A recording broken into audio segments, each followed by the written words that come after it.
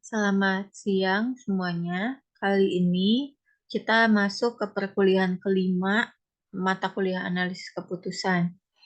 Nah, di sini nanti kita akan membahas tentang teknik pengambilan keputusan dengan kondisi beresiko.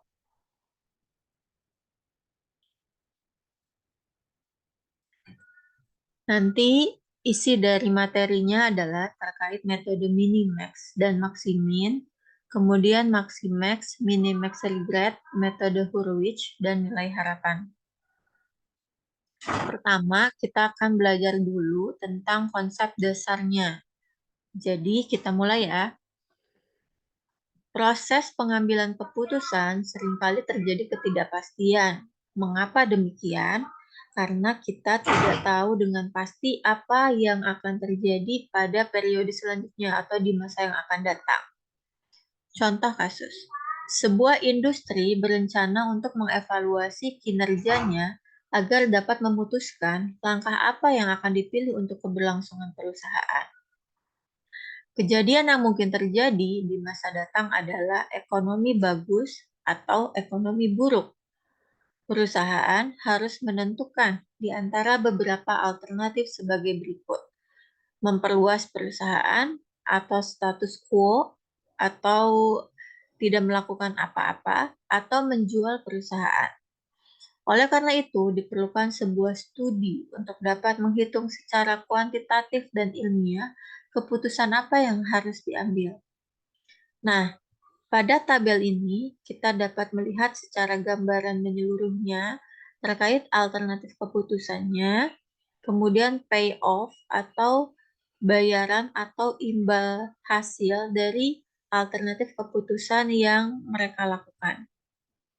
Misalnya, pada saat alternatif keputusan ekspansi dilakukan dan kenyataannya di periode yang akan datang itu kondisi ekonomi bagus, maka perusahaan mendapatkan imbal hasil sebesar 800.000. Sedangkan ternyata jika masa yang akan datang itu kondisi ekonomi buruk, maka dia hanya mendapatkan imbal hasil sebesar 500.000. Kemudian, begitupun dengan alternatif-alternatif pada saat dia memilih untuk tetap atau status quo maupun menjual perusahaannya itu sendiri. Seperti itu. Nah, sekarang kita lanjut ke sebuah metode untuk menyelesaikan permasalahan yang tadi. Metode pertama adalah Maximax. Apa itu Maximax? Maximax adalah sebuah metode pengambilan keputusan yang bersifat optimis, di mana decision maker beranggapan kondisi yang diharapkan akan terjadi sehingga dipilih alternatif dengan keuntungan tertinggi atau biaya terendah bergantung pada tujuan yang dikaji.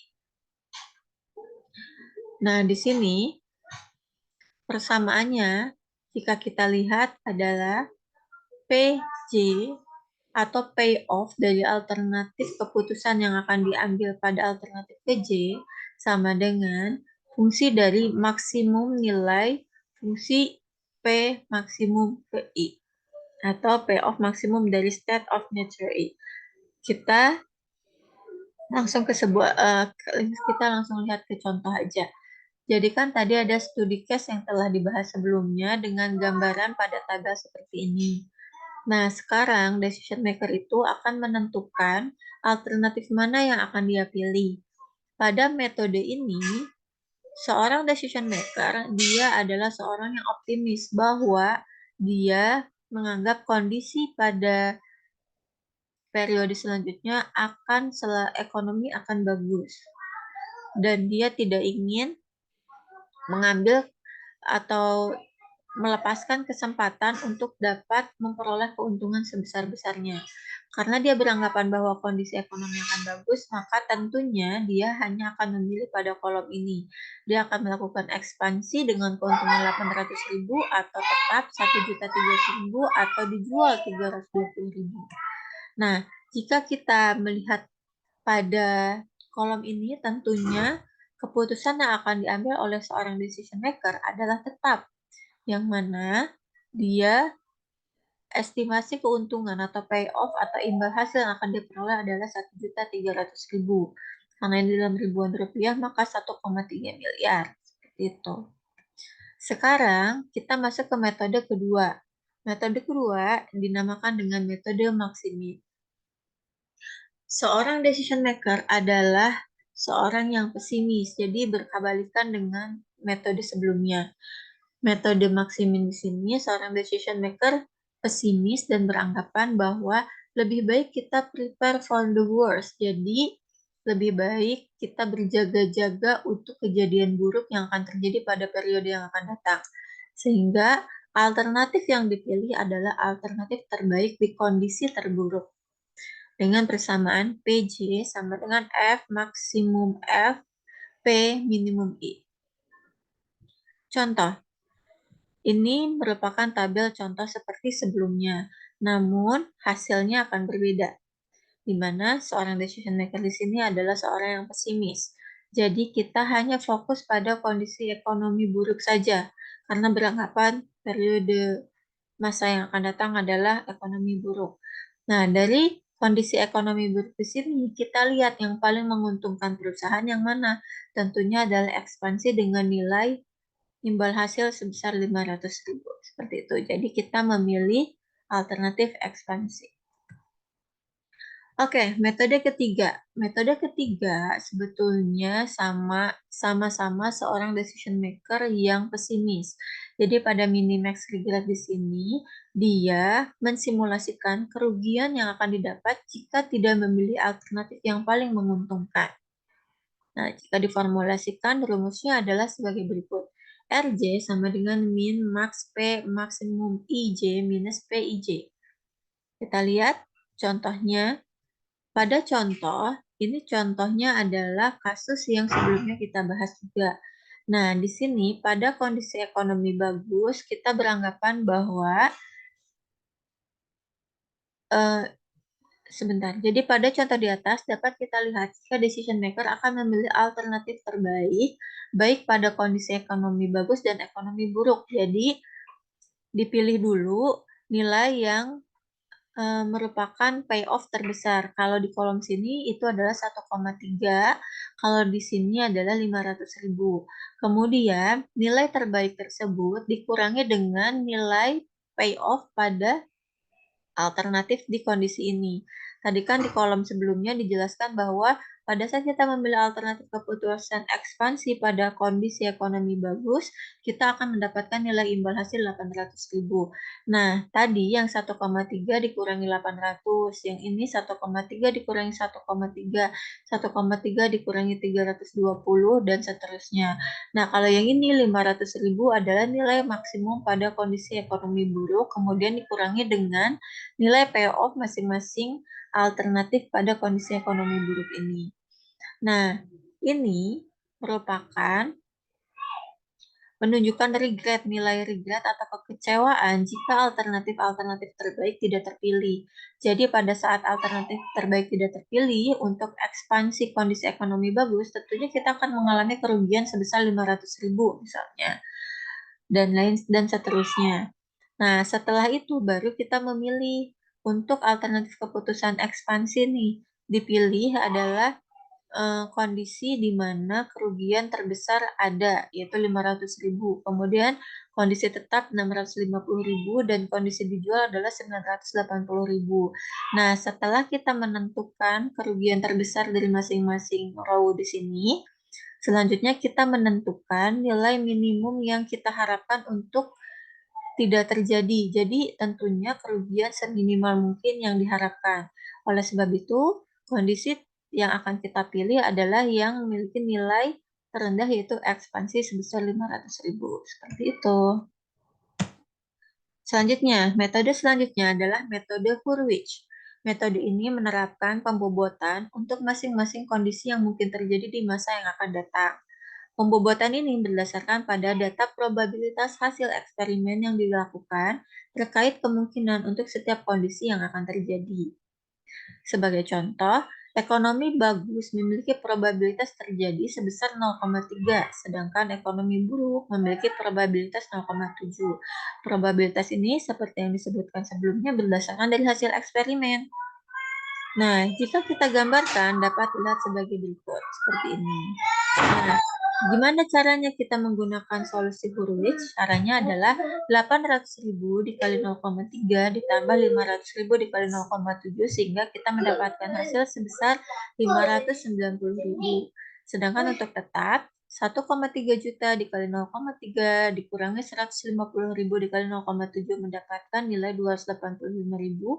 Begitupun dengan alternatif dijual. Nah, kita akan memutuskannya berdasarkan pada nilai payoff terbesar. Nah, nilai payoff terbesar di sini adalah 590.000, sehingga alternatif yang akan kita pilih adalah melakukan ekspansi. Oke, selanjutnya adalah metode equal likelihood. Metode ini hampir sama dengan metode Hurwitz, perbedaannya hanya terdapat pada nilai pembobotan.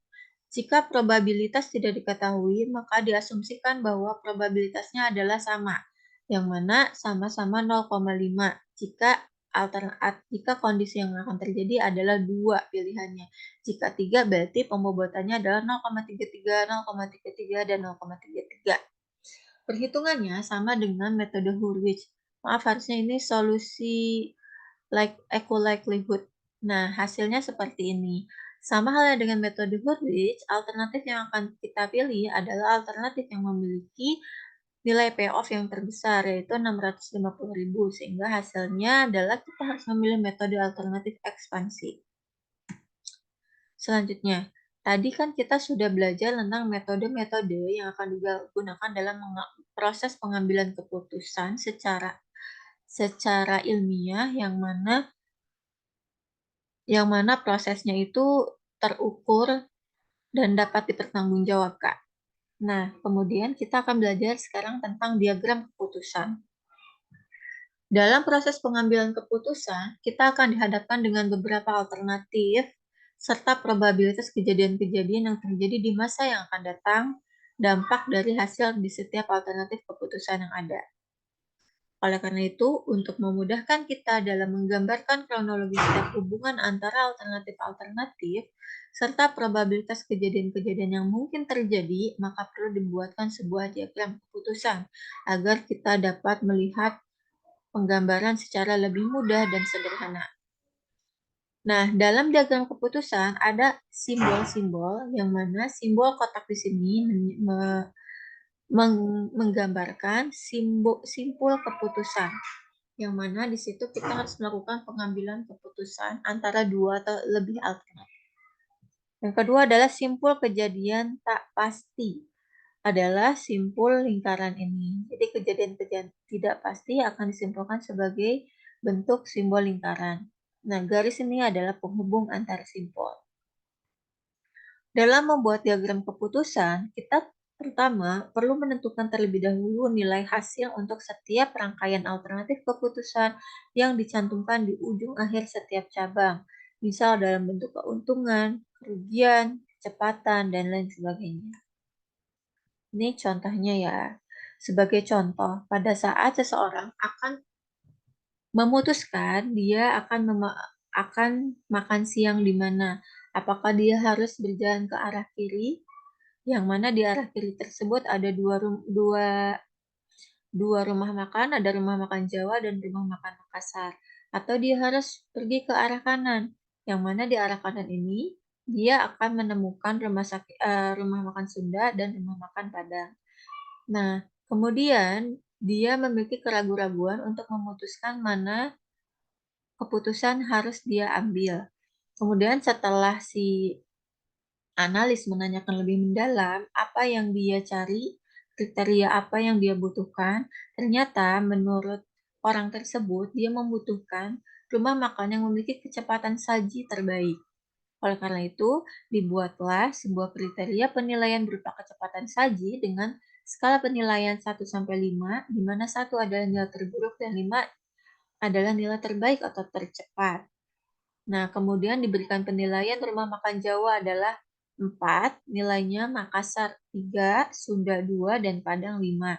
Jika dibuat diagram keputusannya, maka dapat dilihat seperti berikut ini. Ini adalah simbol untuk kita melakukan penentuan atau keputusannya, seperti itu ya. Nah, jika kita lihat di diagram keputusan di sini, kecepatan saji terbesar adalah rumah makan Padang. Oleh sebab itu, kita akan memilih rumah makan Padang dan kita akan memutuskan juga kita harus pergi ke arah kanan. Selanjutnya, contoh dengan ketidakpastian. Nah, kalau yang tadi kan sudah pasti, kalau ini dengan ketidakpastian. Contohnya adalah sebuah perusahaan mengeluarkan sebuah produk cacat namun terlanjur sudah masuk ke pasar. Ada aduan dari salah satu konsumen yang mengklaim bahwa dia mengalami sakit perut setelah mengkonsumsi produk tersebut. Perusahaan harus memilih solusi terbaik untuk menyelesaikan permasalahan ini. Alternatif yang mungkin adalah dengan jalan kekeluargaan atau dengan memasukkan kasus ke pengadilan. Jika perusahaan memutuskan melalui jalur kekeluargaan, maka perusahaan harus membayar sebesar 4 miliar. Sedangkan jika perusahaan memutuskan untuk kasus diselesaikan melalui jalur hukum, maka akan ada dua kemungkinan yang menang, yaitu menang atau kalah. Berdasarkan informasi awal yang diperoleh, probabilitas menang adalah 0,6, sedangkan probabilitas kalah adalah 0,4. Jika perusahaan menang, dia tidak perlu memberikan biaya kompensasi ke konsumen tersebut. Namun, jika perusahaan kalah, perusahaan harus membayar kompensasi sebesar 8 miliar. Biaya pengacara tetap harus dibayarkan baik perusahaan menang ataupun kalah sebesar 500 juta. Nah, jika kita gambarkan dalam sebuah diagram keputusan, maka hasilnya sebagai berikut. Kita harus memilih, kita akan